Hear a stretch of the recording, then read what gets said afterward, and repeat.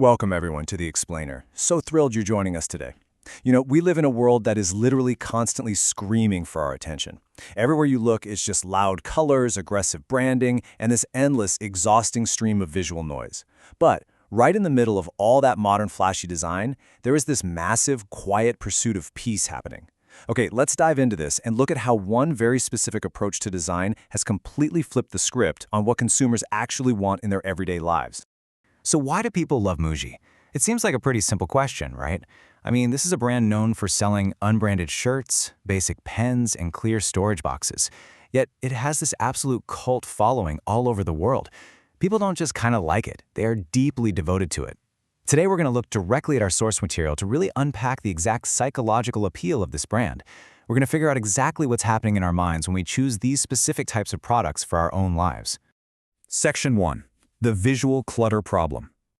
We're shifting gears right now to identify the absolute core problem that everyday consumers face in the modern era, because this really sets the stage for everything else.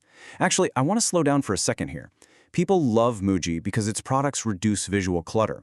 That is such a profound statement in its simplicity. Visual clutter isn't just about, having a messy desk or a disorganized room. It's the heavy cognitive load of looking at logos, bright clashing patterns, and complicated packaging all day long.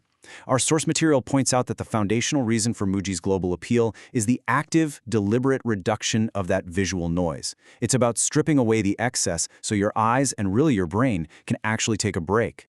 Section 2. Practical over flashy.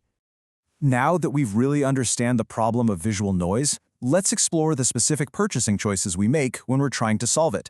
And this brilliantly illustrates the exact trade-off happening in the mind of the consumer. On one side, you've got flashy items, the things society traditionally tells us to buy to show off our status, stand out, or follow a trend. But on the other side, you have practical products.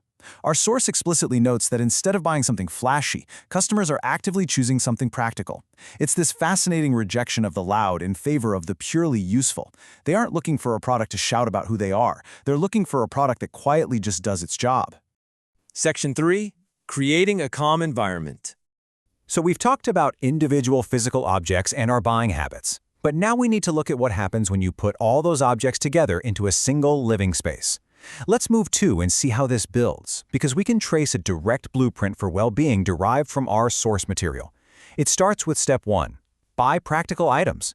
That deliberate, intentional choice at the store leads directly to step 2, reduce visual clutter in your home by, stripping away all that flashy branding. Which inevitably brings us to the ultimate goal. Step 3, create a calm environment. This shows us that choosing practicality isn't just about the physical object itself. It's the necessary, sequential path to achieving true environmental peace in your daily life. There's a really powerful recurring sentiment among consumers. Many people say MUJI products create a calm and peaceful environment. Just let that sink in for a moment.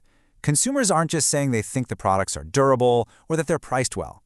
They're literally saying these products physically change the emotional temperature of their spaces. They bring calm. They bring peace.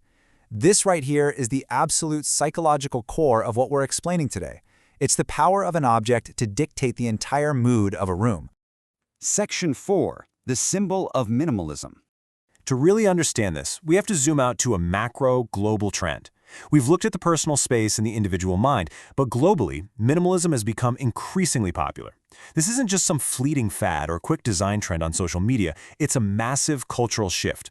People across the globe are waking up to the reality that more stuff absolutely does not equal more happiness, and they're actively seeking ways to pare down their lives.